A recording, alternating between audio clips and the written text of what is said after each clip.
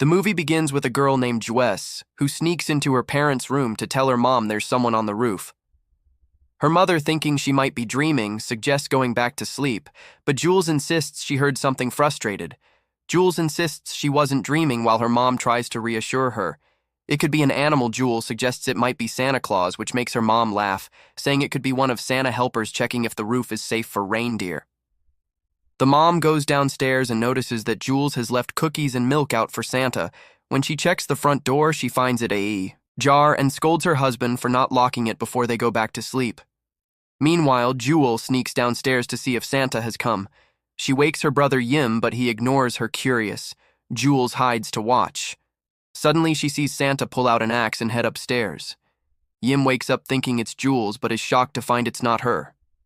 Jules listens in terror as the man who is actually Art goes to her parents' room. He attacks her father, and the mother wakes to the noise and tries to escape, but panics when she finds Jules' room empty. She rushes to Yim's room only to discover the horrifying truth, realizing it's too late. She runs downstairs hoping to escape, but Art catches and kills her afterward. He sits down to enjoy the cookies and milk Jules left for Santa when he hears a noise at the kitchen door. He finds Jules hiding. He greets her with a sinister smile, foreshadowing the terrifying encounter that awaits 5 years earlier. A cop investigating the scene discovers Art's decapitated body on the ground. As he looks around, the cop notices that the body has vanished. Suddenly, Art, still headless, attacks him. The cop fires his gun, but the bullets have no effect. Art then uses the cop's head as a grotesque accessory while strolling down the street. Meanwhile, a woman on the subway is distracted, unaware of Art, who sits across from her, wearing the cop's head at a nearby hospital. A security guard hears screams and investigates, calling for backup. He approaches the noise and is horrified to see Art and Victoria feasting on a body, stunned. He watches as Art waves at him before he and Victoria kill him. Later on the subway, a man dressed as Art approaches, honking a horn.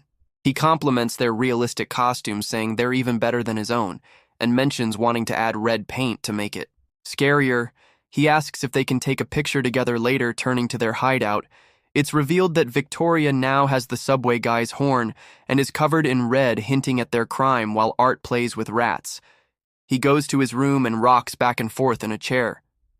Meanwhile, Victoria looks in the bathroom mirror and starts repeating, save me, and free girl." Suddenly, she slams her head against the mirror, grabs a shard of glass, and cuts her arms. They then both fall into a state of hibernation for 5 years. In the present, Sienna Shaw is released from the hospital and moves in with her Aunt Jess, who lives with her husband Greg and their daughter Gabby upon arriving home.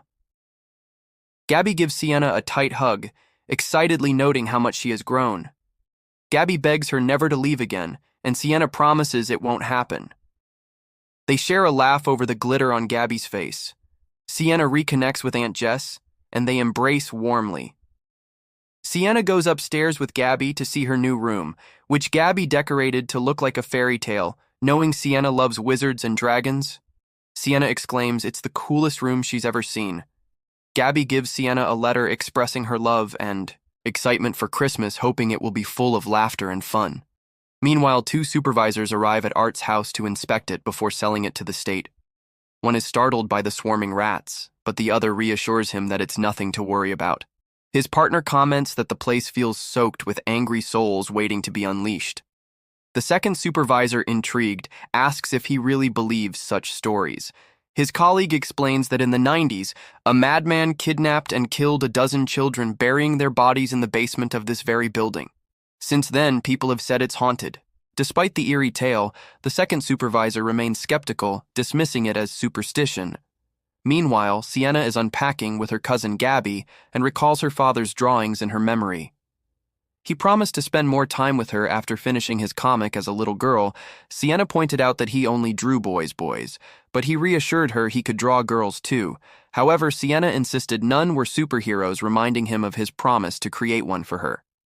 He promised to do something special after completing his comic, and she smiled, accepting his words in the present. Sienna notices Gabby flipping through her diary. Furious, she yells at her cousin, insisting it's private, and holds her forbidden thoughts. Meanwhile, the supervisors continue inspecting Art's house, noting the absence of light and running water. Leewed in darkness, one sees a flicker of light and finds Art motionless and covered in cobwebs. The second supervisor stumbles upon Victoria, submerged in black liquid in the bathtub, as he attempts to take a photo. She suddenly moves, shocked. He can't believe his eyes, but Art springs to life and attacks him. The second supervisor is then ambushed by Victoria in a brutal assault, while Art takes down the other supervisor with Victoria watching satisfied elsewhere. Sienna is having dinner with her aunt, uncle, and cousin Gabby. They discuss past events, and Gabby's dad jokes that Christmas isn't the same now that Gabby no longer believes in Santa Claus. Suddenly, Sienna has a vision of her deceased friend Rose, who taunts her, claiming that even taking bismuth won't help her forget her actions. Rose bitterly reminds Sienna that she's dead because of her accusing Sienna and her brother of leading Art to them. She blames Sienna for her death, just as she did with her mother, Sienna's. Aunt asks if she's feeling okay, to which Sienna responds affirmatively. Though shaken by Rose's appearance, overwhelmed, she excuses herself and heads to her room. Meanwhile, Jonathan walks into his college dorm to find his friends Nicole and his girlfriend Mia hanging out. Mia tells Jonathan she's a big fan of his, noting that not many survive an encounter with Art obsessed with true crime. She invites him to be a guest on her podcast, saying a lot of people would love to hear his story. Jonathan hesitates, unsure if he's ready to relive such a traumatic experience. At that moment, Jonathan gets a call from his sister, Sienna. She asks how he's doing, and he replies that he's fine, just out of class. Sienna expresses how much she misses him, and Jonathan admits he misses her too, asking if everything is okay. She confesses she's just excited about spending Christmas together, and we see him in a few days. They say their goodbyes and hang up Gabby. Then asks Sienna if she's feeling all right. Sienna reassures her, but mentions that her medication sometimes makes her feel nauseous. Meanwhile, Art is busy crafting new weapons using a fire extinguisher and nitrogen. As this happens, Sienna and Gabby spend time doing their makeup. Sienna compliments Gabby's beauty, and the curious girl asks about the large scar on Sienna's hand. Sienna explains that she got it during a fight where she was seriously injured elsewhere. Santa Claus is at a bar with friends posing for pictures with girls after they leave. Art spots Santa through the window and becomes excited, realizing he's found the perfect suit for his plan. He carries a black bag into the bar, drawing attention. Everyone finds him amusing, especially when he pretends to be thrilled to see Santa. The bartender, noticing him, asks what's in the bag, and Art pulls out a horn, making everyone laugh. Meanwhile, Sienna talks with her aunt, who gently advises her not to pretend everything is fine. Though she admits she can't fully understand Sienna's struggles, she promises things will get better. Sienna opens up, saying her aunt reminds her of her mom before her dad passed away, describing her as the sweetest person she could talk to about anything. Her aunt nods, adding, "Yeah, but sometimes she talked like a truck driver," making them both laugh. Sienna admits she misses her mom, and her aunt replies that she misses her too back at the bar. Art continues to fool around with Santa, who warns him not to mess with his things, threatening that if he doesn't behave, he'll end up on the naughty list. Santa asks the bartender for another round, but the bartender refuses, assuming Art is underage. Despite this, the three continue drinking. In a moment of madness, Art spits in Santa's face, enraging him. Tensions escalate when Art urinates on Santa, prompting him to try and punch Art. However, Art pulls a gun from his bag and kills Santa's two friends. Desperate, Santa begs for mercy. Art then dons the Santa suit while the real Santa is tied to a chair. Next, he uses nitrogen from the fire extinguisher on him and picks up a hammer, ready to finish the job. Meanwhile, Sienna's uncles chat with Greg, asking Jess about Sienna. Jess says she's coping as well as can be expected, and Greg mentions it's good to see her smiling again. Jess adds they plan to go Christmas shopping at the mall, where Sienna intends to buy a gift for Jonathan. Greg expresses concern, warning that the outing might be risky and could cause Sienna to regress. Jess firmly states she'll support her niece, emphasizing C's healing process and that she's staying on top of her medication in her room. Sienna is focused on writing in her journal at the mall. Children line up for pictures with Santa, who decides to take a break while Sienna and Gabby pick out a gift for Jonathan. Sienna suddenly feels a strange sensation as past memories resurface. Art, dressed as Santa, walks by and waves at her, but she brushes it off as a weird illusion. Meanwhile, Jonathan watches Mia's podcast discussing Art. He receives a call from Sienna, and they agree to meet. During their conversation, Sienna assures him everything seems fine, leading Jonathan to ask why she wants to see him now. Sienna admits she misses him and suggests he come to their uncle's place tonight, instead of waiting until Christmas Eve.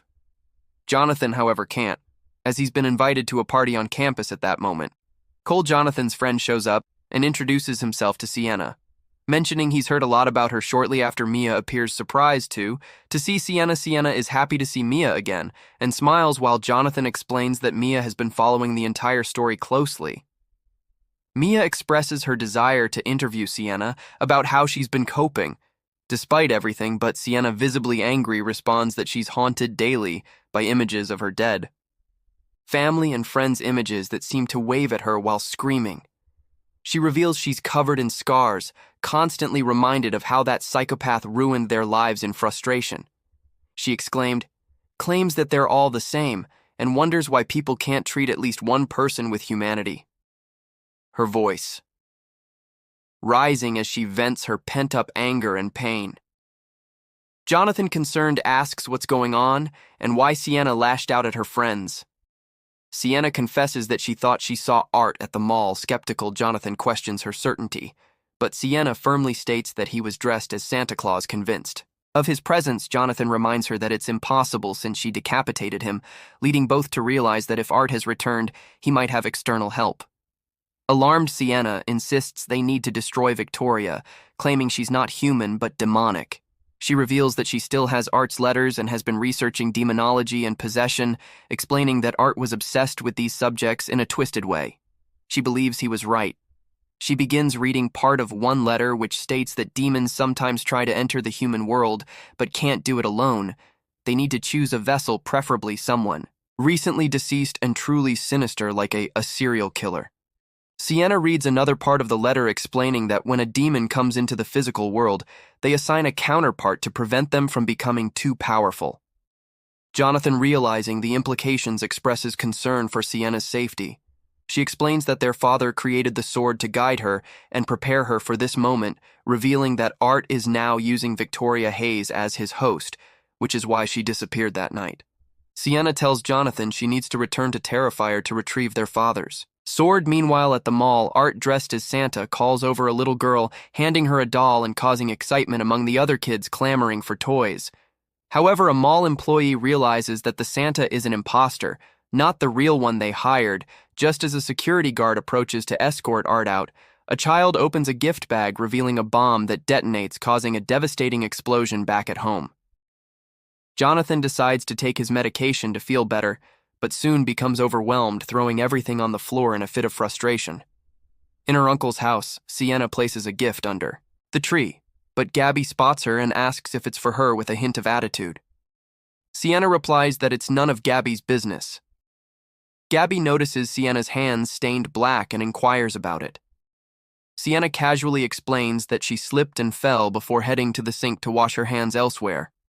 Art arrives at Jonathan's party, still dressed as Santa and carrying a bag. Sienna's aunt asks her where Jonathan is, and she replies that he's at a campus party. Surprised, her aunt remarks that it's unusual for him to go to a party after everything that happened.